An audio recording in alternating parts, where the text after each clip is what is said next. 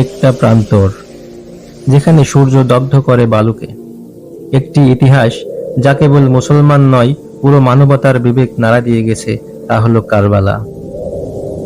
আমাদের নবী হযরত মুহাম্মদ সাল্লাল্লাহু আলাইহি সাল্লামের দৌহিত্র ইমাম হুসাইন রাদিয়াল্লাহু তাআলা আনহু মদিনার সেই শান্ত শহরে জীবন কাটাচ্ছিলেন সত্য, ইনসাফ ও খোদাভীতির শিক্ষা দিয়ে।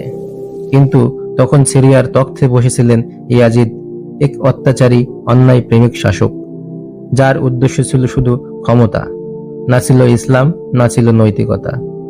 ইয়াজিদ চাইল হুসাইন রাদিয়াল্লাহু তাআলা আনহু তার কাছে যেন বায়াত করে, অর্থাৎ আনুগত্য স্বীকার করেন। কিন্তু হুসাইন রাদিয়াল্লাহু তাআলা আনহু বললেন, আমার মতো ব্যক্তি ইয়াজিদের মতকে কখনো স্বীকার করতে পারে না। অন্যদিকে হাজারো কুফাবাসী চিঠি লিখল হুসাইনকে, এসো আমরা তোমার পাশে আছি। তিনি তাদের ডাকে সাড়া দিয়ে পরিবার ও কিছু সাহাবীদেরকে নিয়ে রওনা হলেন কুফার উদ্দেশ্যে। কিন্তু ইয়াজিদ তার বাহিনী পাঠালো এবং মাঝপথে হুর নামের এক সেনাপতি পথ আটকালো। তবে হুসাইন বদলা নেননি, তিনি ধৈর্য ধরেছেন। তারপর তারা কারবালায় পৌঁছায়, নদী ফোরাতের কাছাকাছি। তবে ততদিনে ইয়াজিদের সৈন্যরা পানি বন্ধ করে দিয়েছে। তাঁবুর ভেতরে বাচ্চারা কাঁদছে, নারীরা মুখে পানি না পেয়ে অজ্ঞান হয়ে পড়েছে। 3 দিন পর হৌর নিজের ভুল বুঝতে পেরে এলেন ইমামের দিকে এবং কাঁদতে কাঁদতে বললেন, আমি জাহান্নামের রাস্তা ছেড়ে জান্নাতের দিকে এলাম। তিনি শহীদ হলেন হুসাইনের পাশে। ইমামের ভাই আব্বাস রাদিয়াল্লাহু তাআলা আনহু একাই এগিয়ে গেলেন ফোরাত নদীর দিকে। তীব্র যুদ্ধের পর পৌঁছালেন পানির কাছে।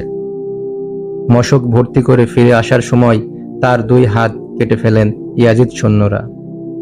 তিনি শহীদ হলেন। আলী আকবর রাদিয়াল্লাহু তাআলা আনহু ইমাম হুসাইন রাদিয়াল্লাহু তাআলা আনহুর যুবক পুত্র নবীজির মুখাবয়ের মতো। তিনি বিদায় নিলেন পিতার কাছ থেকে, যুদ্ধে বের হলেন এবং বুকের ভিতর তীর বিদ্ধ হয়ে শহীদ হন। তখন 6 মাসের আলী আসকার তৃষ্ণায় কাঁপছেন।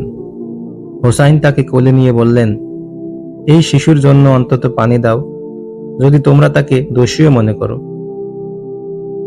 উত্তরে এসেছিল হারমালার নিক্ষিপ্ত তীর, 3 মুখ তীর, যা বিদীর্ণ করল ছোট্ট শিশু আলী আসগরের গলা। ভাই, ছেলে, ভাতিজা এক এক করে সবাই শাহাদত বরণ করলেন। শেষে একা হুসাইন রাদিয়াল্লাহু তাআলা আনহু দাঁড়িয়ে যান বিশাল সেনাবাহিনীর বিরুদ্ধে। তিনি বলেন, তোমরা হয়তো আমাকে মারতে পারবে, কিন্তু সত্যকে নয়।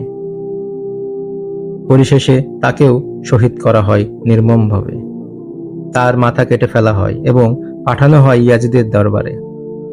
সেখানে এক সাহাবী দাঁড়িয়েছিলেন এবং তিনি বললেন, এই সেই ঠোঁট যেখানে রাসূলুল্লাহ সাল্লাল্লাহু আলাইহি সাল্লাম চুমু দিতেন। বন্দী নারীদের সামনে দাঁড়ানো হয়। ইমামের বোন জয়নাব রাদিয়াল্লাহু তাআলা আনহু বলেন, তুমি কি মনে করো হুসাইনকে হত্যা করে বিজয়ী হয়েছো? না, আমরা জিতেছি, কারণ আমরা সত্যের পথে ছিলাম। কারবালা আমাদের শিখিয়ে দেয়, ন্যায়ের পক্ষে দাঁড়াও, এমনকি যদি তোমাকে একাও লড়তে হয়। সত্যের জন্য জীবন দিতে হয়, মিথ্যার সঙ্গে আপোষ নয়। তোমার পরিবার, ত্যাগ, ধৈর্যই তোমার প্রকৃত পরিচয়। কারবালা শেষ হয়নি, কারবালা চলমান। যেখানেই অন্যায় থাকবে সেখানেই হুসাইনের আদর্শ জেগে থাকবে। ইসলাম জীবিত হয় প্রতি কারবালার পর।